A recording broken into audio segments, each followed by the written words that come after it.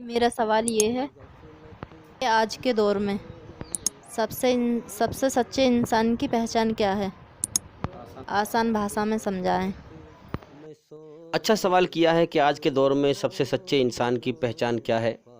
تو دیکھیے، جو انسان جو بات زبان سے کہے وہی بات دل میں ہو، انسان فراڈ گیری نہ کرے، اور دھرتی پر اپنے آپ کو جتنے بھی انسان ہیں ان میں سب سے زیادہ بیکار سمجھے اور سب کی عزت کرے، سب کی قدر کرے، اللہ سے ڈرے۔ جتنے بھی انسان دھرتی پر ہیں ان میں سب سے بیکار اپنے آپ کو سمجھے اور سب کو اپنے سے بڑھیا سمجھے، جبھی تو وہ دوسروں کی عزت کرے گا۔ اور اسلام دھرم میں برائی کو، جھوٹ کو گندگی کہا گیا ہے، اور سچ اور اچھائی کو پاکیزگی کہا گیا ہے۔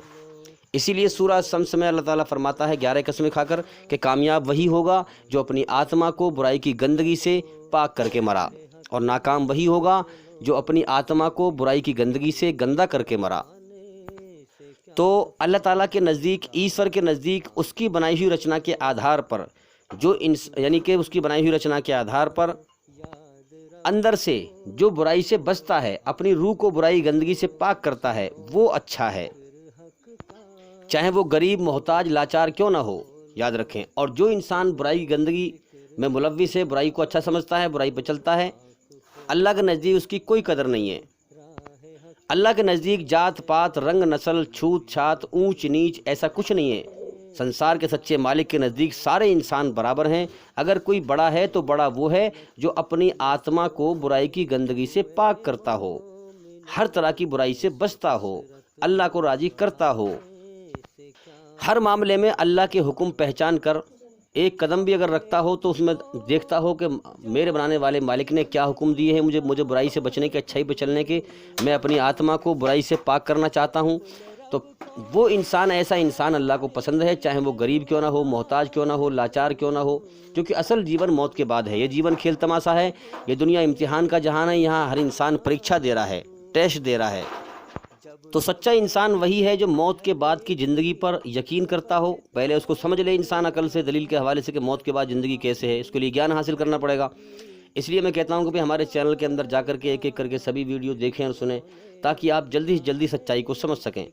تو جو انسان موت کے بعد کی زندگی پر یقین رکھتا ہے اور اللہ سے ڈرتا ہے، اللہ سے ڈر کر برائی سے بچتا ہے، اپنی آتما کو برائی کی گندگی سے پاک کرنے کی محنت کر رہا ہے، ایسا ہی انسان سچا ہے، جو ایشوری رچنا کے آدھار پر چل رہا ہے، کسی کو دھرتی پر تکلیف نہیں دیتا،